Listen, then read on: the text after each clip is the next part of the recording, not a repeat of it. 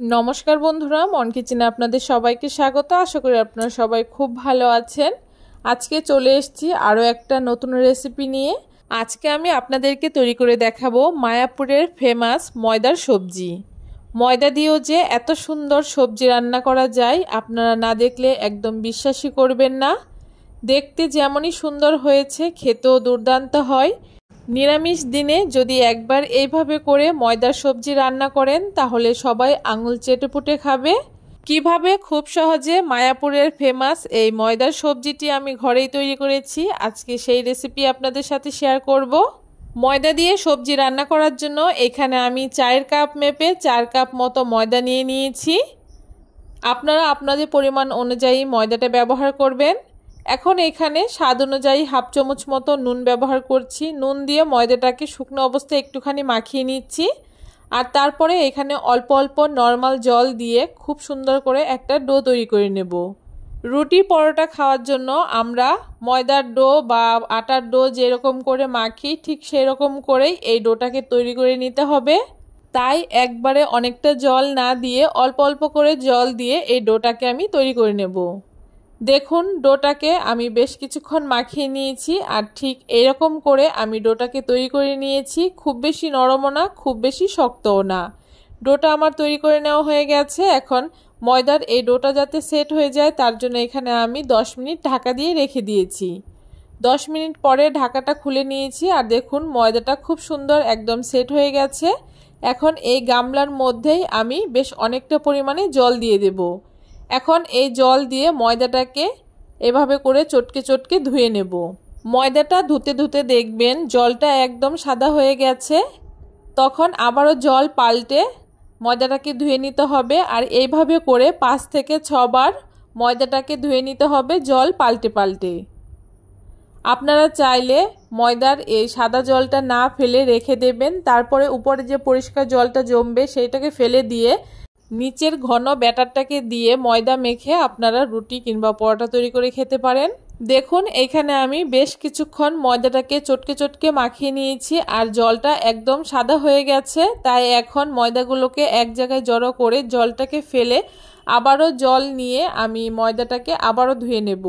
এইভাবে করে যতক্ষণ না এই ময়দার জলটা একদম পরিষ্কার বেরোচ্ছে ততক্ষণ অবধি ময়দাটাকে ধুয়ে নেব। দেখুন, ময়দাটাকে আমি 5-6 বার জল পাল্টে পাল্টে ধুয়ে নিয়েছি আর জলটা একদম পরিষ্কার হয়ে গেছে। আর ময়দাটা ধুতে ধুতে ঠিক এইরকম একটা রাবারের মতো একটা ডো তৈরি হয়েছে। আর এইটা দিয়েই আজকে আমাদের সবজিটাকে রান্না করব। খুব ভালো করে ধুয়ে নেওয়ার পরে ময়দার এই ডোটাকে খুব ভালো করে চিপে চিপে যতটা সম্ভব জলটাকে বের করে দেব। এখন একটা গামলার মধ্যে নিয়ে এইখান থেকে ছোট ছোট করে আমি টুকরো করে নেব। ময়দার এই ডোটা থেকে ছোট ছোট করে আমি আবার লেচি কেটে নেব। আপনারা চাইলে ছোট বড় যে কোনো সাইজ করে এই ময়দার লেচিটাকে কেটে নিতে পারেন। এগুলোকে আমি ভাজবো। যখন ভাজতে যাব এগুলো ফুলে বেশ অনেকটাই বড় হয়ে যাবে, তাই আপনারা আপনাদের পছন্দ অনুযায়ী ছোট বড় করে সাইজটাকে করে নেবেন। দেখুন, সবগুলো এখানে আমি ছোট ছোট করে টুকরো করে নিয়েছি। এখন এইগুলোকে আমি ভেজে নেব। তার জন্য কড়াইতে পরিমাণ মতো তেল দিয়ে দিয়েছি আর তেলটাকে খুব ভালো করে গরম করে নিয়েছি। এখন ময়দার থেকে যে ছোট ছোট লেচিগুলো কেটেছিলাম সেইগুলোকে এইভাবে করে আমি তেলের মধ্যে দিয়ে দিচ্ছি। তেলের মধ্যে দিয়ে দেওয়ার পরে খুন্তি দিয়ে এভাবে করে একটু নেড়ে চেড়ে নেব। আর দেখবেন এইগুলো আস্তে আস্তে যখন ভাজা হবে বেশ অনেকটাই ফুলে যাবে আর গায়ের থেকে ছেড়ে আসবে। এইভাবে করে একটুখানি নেড়ে চেড়ে নিলেই দেখবেন ময়দার এই লেচিগুলো ফুলে ডবল হয়ে গেছে আর দেখতে কতটা সুন্দর লাগছে। দেখুন, একটুখানি লালচে কালার হয়ে গেলেই এগুলোকে আমি তেল ঝরিয়ে তুলে নেব। একই রকমভাবে সবগুলো ময়দার এই লেচিগুলোকে আমি এরকম একটুখানি লাল করে ভেজে নেব। দেখুন, সবগুলো এখানে আমার ভেজে নেওয়া হয়ে গেছে। এখন সবজিটাকে আমি রান্না করার জন্য ময়দার লেচি ভাজা তেলের মধ্যেই একটা তেজপাতা ছেড়ে দিয়ে দিয়েছি আর এইখানে হাফ চামচ মতো গোটা সাদা জিরে দিয়ে দিয়েছি। মশলাগুলোকে একটুখানি ভেজে নেওয়ার পরে এখানে ডুমো ডুমো করে আলু কেটে রেখেছিলাম, আলুগুলোকে দিয়ে দিলাম আর তারপরে নুন আর হলুদ দিয়ে দিলাম পরিমাণ মতো। এখন নুন আর হলুদ দিয়ে খুব ভালো করে আলুটাকে একটু লালচে করে ভেজে নেব।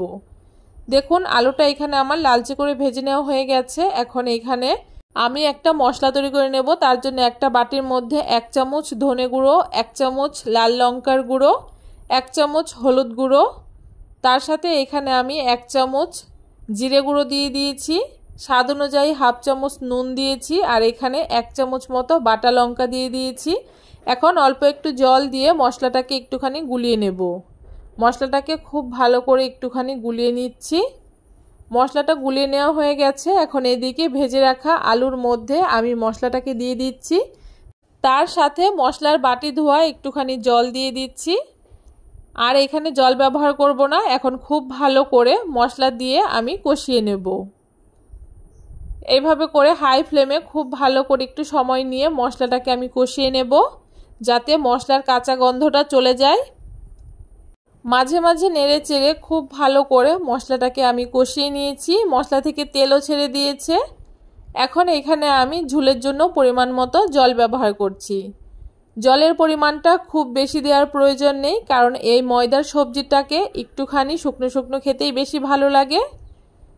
ঝোলের জন্য পরিমাণ মতো জল দিয়ে দিয়েছি। এখন বেশ কিছুক্ষণ একটুখানি জাল করে নেব। বেশ কিছুক্ষণ ঝোলটাকে জাল করে নিয়েছি, আর আলুগুলোও আমার এখানে সেদ্ধ হয়ে গেছে। আর ভেজে রাখা ময়দার এই সবজিটাকে আমি দিয়ে দিচ্ছি। এখন খুব ভালো করে ঝোলের সাথে মিশিয়ে নিচ্ছি। ময়দার এই ডোগুলোকে খুব ভালো করে ঝোলের সাথে মিশিয়ে নেওয়ার পরে বেশ কিছুক্ষণ জাল করে নিয়েছি, আর ঝোলটা অনেকটা শুকিয়ে গেছে।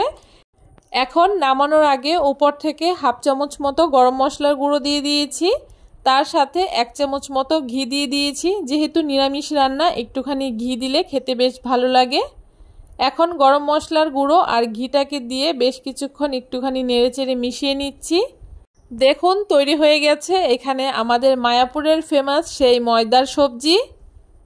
এখন আমি নামিয়ে নিচ্ছি। অবশ্যই এইভাবে করে নিরামিষ দিনে একবার ময়দার সবজি বানিয়ে তৈরি করে খেয়ে দেখবেন। ভাত, রুটি, পরোটার সাথে এই ময়দার সবজিটা খেতে ভীষণই ভালো লাগে। তাই বলছি একবার এভাবে করে ময়দার সবজি তৈরি করে খেয়ে দেখবেন। আশা করি আপনাদের ভীষণই ভালো লাগবে। কেমন লাগলো আজকে খুব সহজ পদ্ধতিতে মায়াপুরের এই ফেমাস ময়দার সবজির রেসিপিটি অবশ্যই জানাতে ভুলবেন না।